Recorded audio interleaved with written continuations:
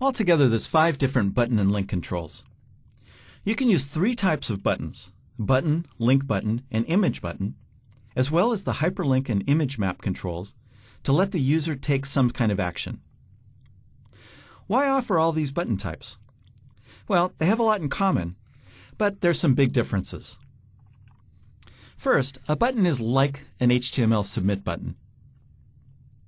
It looks like, and it can act like, have the same behavior as the submit button.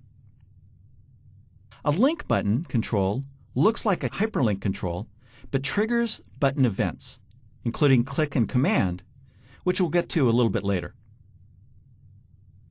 An image button control looks like an image control, but also triggers button events.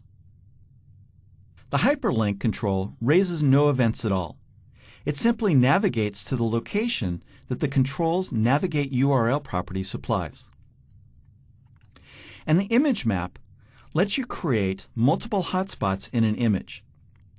Clicking on one of the hotspots fires a click event, or it can navigate to another page. As you can probably imagine, a large part of designing the navigation structure for a website is to use the controls for navigation that make it easy for a user to decide where to go next within your website. Now keep in mind that although these controls are very similar to their HTML counterpoints, like other web server controls, they have additional features and properties that make them easier to manipulate at runtime using code. The default behavior for all of the button controls is an automatic postback. Even if you have no code associated with the click event of the control, the page is going to post back to the web server. On the other hand, the hyperlink controls never post back. They simply navigate to a new page. The definition of a postback, of course, is that the page posts information back to itself. If you're navigating to another page, it's not a postback. And ironically, even if the page you're navigating to is the same page, it's not going to trigger a postback. Let's start by taking a look at the hyperlink controls. Here's the first example. This one looks like a standard hyperlink control and contains the text return to home and has its navigate URL property set to default.aspx. So we can see those settings over here in the property window. Navigate URL and the text property. So when you click on this link, it takes you back to the default.aspx page, which is the home page for this application.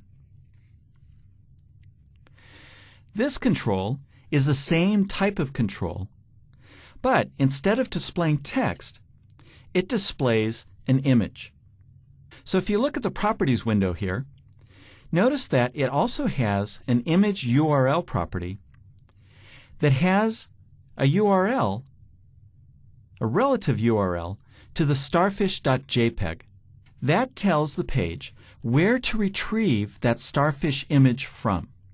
And then it also has the navigate URL property set to display the inputcontrols.aspx page. So don't be confused that there are 2 different URL properties.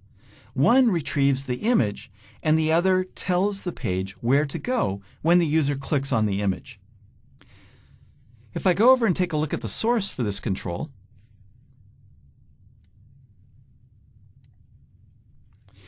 this is the HTML that the designer generates for that control when you've set those particular properties.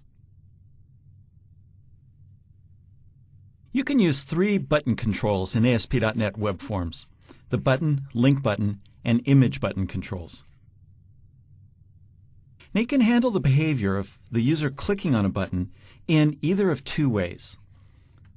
The first way is you can have the button act as a submit button. By default, clicking a button submits the page back to the server. That's just how HTML web pages work. If you like, you can also add code to the click event handler so that you can customize what the page does in response to the user clicking on that button. If you click the Submit button on the Input Controls sample page, you'll see that the page does perform a round trip to the server, even though there's no code associated with the button. The other option is you can have the button act as a command button. This means that you can set the command name and command argument properties of the button. Then, in the command event handler, you can retrieve the corresponding properties using the command event args object that ASP.NET sends to that particular event procedure. This gives you a lot of flexibility to customize the actions performed in response to button clicks on your web pages. Let's talk about the button, link button, and image button controls in a little bit more detail. Here's the sample input controls page. At the bottom of the page is a submit button. This button causes a postback of the page. As you can see, the page refreshes, but there's no code behind it, so it actually doesn't do anything. So most often, if you want to do something other than just refresh the page, and oftentimes you can pass in additional parameters to change some sort of information, such as by setting some properties in a form, then you're going to want to write code in the click event procedure for that button. The second button on the page is the link button control at the top of the form. This is the one that has the return to home, and it causes a postback. If you look at the bottom left corner of the screen, you can see that the button actually runs some JavaScript to run the __ do postback, and it passes in the name of that particular control. So that causes a postback, but there is actually code behind this link button. So if we go to the code behind this page, we have the link button __ click event procedure, and it does a response.redirect to default.aspx. There are two pieces of code, therefore, that implement this button: the JavaScript that runs on the client side to cause the postback to occur, and then, once the postback is received by the server, it causes a server-side redirect to the home page, which in this application is called default.aspx. The advantage of using a link button rather than a hyperlink is that you can perform other actions in your server-side code besides navigating to another location, or you can run code that determines the target URL. Anything you can put in a .NET method, you can do within this event procedure.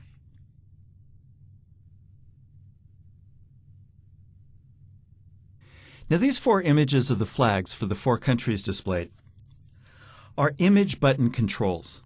Each image button control has its command argument property set to contain an abbreviation for the country it represents: US, UK, CA, or AU. Let's take a look at the properties for that.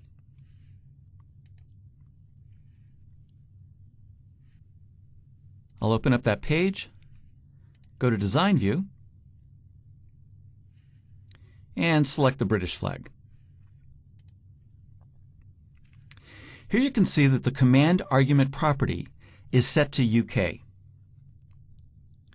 That piece of information is going to be passed to the server when the user clicks on the UK flag, and then code on the server is going to execute in order to redirect to the proper page. So in fact, let me go back to the application. I'll click on the UK flag, and we get a page that indicates that we requested information about the United Kingdom. And notice that that UK was passed as a query string parameter to the URL. What's interesting about this is that we have a single event procedure that handles the case when the user clicks on any of those controls. So let's talk about handling multiple controls with a single event handler.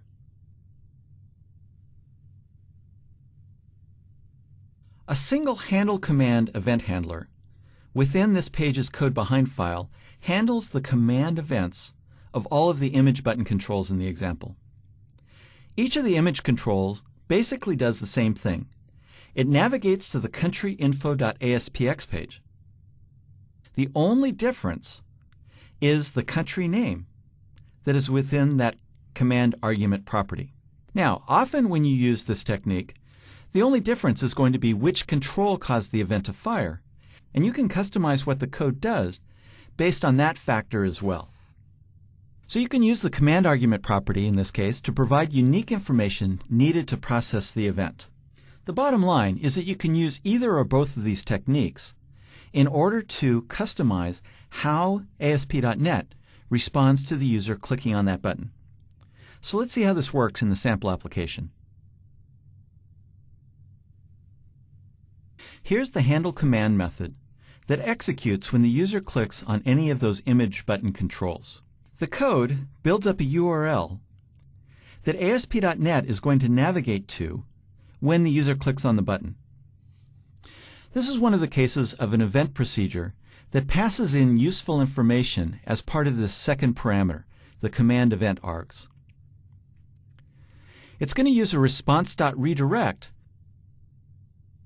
to go to the countryinfo.aspx page with a query string called country, and then it's going to read the e.command argument property, which is going to return that 2-character country abbreviation that is going to be appended to the URL. That's how the country info page is going to know what information and image to display to the user. I'll go over to the definition of the page and notice that the UK button is selected. When I look at the properties page, here is the link between that control and the command event procedure that's going to fire. The next thing we'll do is talk about what happens in the country info target page when it loads. In ASP.NET, there are 4 controls that will display images: hyperlink, image, image button, and image map controls. Why would you want to use 4 different controls that display images? Well, because they do things differently. The hyperlink control has no unique events. It has some standard events because it inherits from the web control object, but it doesn't have any unique ones itself. It also doesn't do any image scaling. It just simply navigates to the location specified in the navigate URL property. If the browser supports it, the text property becomes a tooltip. The image control also has no unique events itself, but it does support image scaling. If the browser supports it, the alternate text property becomes a tooltip. The image button control has both a click and a command event. So you can write code that executes on the server when the user clicks either of these controls. And again, the alternate text property becomes a tooltip. And then finally, the image map control lets you create multiple hotspots in an image. Clicking a hotspot can fire a click event procedure or navigate to another page. So let's look at an example of displaying an image and letting the user click on it to perform various actions. You've already seen the image button control in action. All of the flags on the Input Controls page are image buttons. When you click on one of the flags, the countryinfo.aspx page loads. Let's take a look at the page for Australia. So this page displays an image. It's not clickable, it's just displaying an image, and displays some custom text about the specific country that was selected. And it does this by passing in a query string parameter called country that passes in that command argument parameter.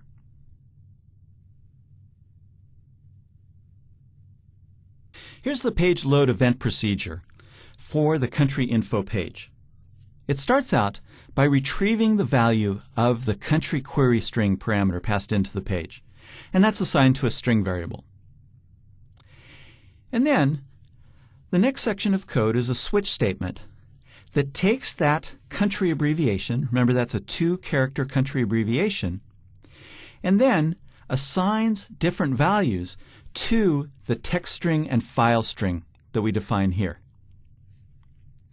In each case, we're going to assign a relative URL to the image for that particular country. In this case, the en-uk.jpg. And then we're also going to specify some text to give the full country name. Now, in a real application, you have a lot of different ways of doing this. You might still load the JPEG from a DIS file, but you may do some kind of a database lookup in order to get the text to retrieve information about the United Kingdom. All right, so we do that for each of the countries. And then, at the bottom of the method, we assign some text to the text property of the label control, indicating that the user requested some information about the country. And then we just assign the name of the file, remember that's a relative URL, to the image URL property of the image control. Another way to display images in a page is using the image map control. So I'll go ahead and display the image map control within a browser. And we display this cute kitten. As we move the mouse around the image, there are various hot sections. These are called hotspots that provide links that do something. Maybe navigate to another page, maybe execute some sort of code, whatever. As I navigate around, I can see that there's different hotspots. There's the kitty's head, and there's the kitty's paw. So we have different tooltips that do different things. And when I click on the image, it takes me back to the home page. So let's talk about defining hotspots. The image map control takes advantage of HTML's built-in support for dividing images into clickable areas. And these areas are called hotspots. You can create and manipulate them by working with the control's hotspots property, which holds a collection of hotspot objects. The control supports 3 types of hotspots. Each type supports a different shape and provides its own way of specifying the shape. The first one is a circle hotspot. This requires that you enter the X and Y coordinates of the hotspot that defines the center. Measured in pixels, starting at the picture's upper left corner, plus you also have to specify the radius of the circle. The rectangle hotspot requires that you enter the X and Y coordinates of the upper left corner and bottom right corner of the hotspot, which are represented in the top, left, bottom, and right properties of the object. The third type of hotspot is a polygon hotspot. It requires that you enter a comma-delimited series of X and Y values in the coordinates attribute, representing the points of the polygon. The last set of X and Y values should be the same as the first, which closes the polygon. So let's see how the hotspots are defined within the sample application. Page within the Visual Studio Designer. I'll click on the control and go over to the Properties window. And notice that we have this Hotspots property. I'll click on the ellipsis button, and this opens up the Hotspot Collection Editor. This is where you can define the type of hotspots that are available on this image and specify their location. If I wanted to add another hotspot, I could select it here, and that lists the 3 different types of hotspots. I'll go to the source, and here you can see how these definitions are stored within the page. Again, this is within the designer at design time. So here's the circle hotspot. You have to specify the X and Y coordinate of the center of the circle. So that's the kitty's right ear. There's another circle hotspot for the kitty's left ear. And here you can see where you specify the radius as well as the X and Y coordinates. And here's the radius attribute for the first circle hotspot. Here's the rectangle hotspot. So you need to specify the right, top, and the bottom and the left properties. And then finally, here's the polygon hotspot that defines the hotspot over the kitty's paw. And there is the comma-delimited list of all the X and Y coordinates for all of the corners of the polygon. And notice that the first pair matches the last pair so that you have a closed polygon. Unfortunately, Visual Studio doesn't provide an easy way to determine the coordinate values that you need for defining hotspot shapes. But you can use tools like Microsoft FrontPage or Expression Web to make this easier, or any graphics program that shows X and Y values as you move your mouse over an image. The last piece in the puzzle in using hotspots is determining what happens when the user clicks on one of the hotspots. The image map control can be assigned a hotspot mode value to determine what happens by default when you click on a hotspot. Each individual hotspot can override this setting with its own hotspot mode setting.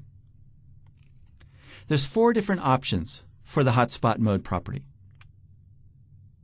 Postback means that when the user clicks on a hotspot, it triggers a postback and a click event for the image map. When you use the postback setting, you should specify a postback value for each hotspot so that you can tell within your click event handler which hotspot the user clicked on. The navigate option means that the hotspot acts like a hyperlink rather than as a button. For this setting, you should also specify the navigate URL property for each affected hotspot. You can also set the hotspot mode to inactive. In this case, no action occurs, although hovering the mouse over the hotspot does change the mouse pointer from an arrow to a hand and displays the alternate text that you defined for that particular hotspot. The default value for the hotspot mode is not set. Use this setting to cause hotspots to inherit the setting of their image map container. So probably most of the time when you create an application, all of the hotspots are going to do the same thing. So it's easiest to set the hotspot mode property on the image map control, and then you don't have to worry about setting it on each individual hotspot. You should always be careful to make your websites accessible to as many people as possible. This is a critical part of making web pages accessible to as many people as possible. But one of the hardest things about making your website accessible is images. The reason is that people with limited or no sight may not be able to see all the pretty graphics that you display on your page. If the images are, well, really just window dressing, they're not critical content of the page, then you can probably ignore taking additional accessibility steps. But if the images provide content, they display information that the user needs to process in order to get all of the value out of the web page, the alternate text can provide the crucial information to those with limited sight. So the ASP.NET Image Control provides several properties that make your web pages more accessible. These include the alternate text, description URL, and generate empty alternate text properties. Each has its use to provide information for tools, such as text-to-voice utilities, to communicate with challenged users. The alternate text property lets you provide text that is displayed when the image is not available, as a tooltip in some browsers when the mouse hovers over the image, and as input into screen readers. Generally, you want to provide text that describes what the graphic displays, along with any pertinent information contained in it. For example, if the image is of a chart, you might provide the highlights about the information that is conveyed by the chart. The description URL is used if the image contains complicated data such as a chart. You can also provide a URL to a page with a more complete description of the image. The URL renders in the browser as the long desc, LONGDESC attribute of the image control, which can supplement a shorter description that you provide in the alternate text property. Finally, the generate empty alternate text property is kind of an odd property. By default, when you don't set anything for the alternate text property, the HTML rendered does not include an alt attribute. So setting generate empty alternate text to true means that the alt attribute is generated but with empty text. So this seems a little bit strange, but what happens is that accessibility tools can take that to mean that the image is not relevant to the content of the web page. It's just some sort of graphic that spruces up the appearance of the page. So you can use this property to meet both accessibility and XHTML guidelines. I really urge you to make your websites as accessible as possible. As a practical matter, if it's an e-commerce site, you want the largest number of customers for your business. But it's also the right choice to make in order to make your content available to the widest variety of people possible.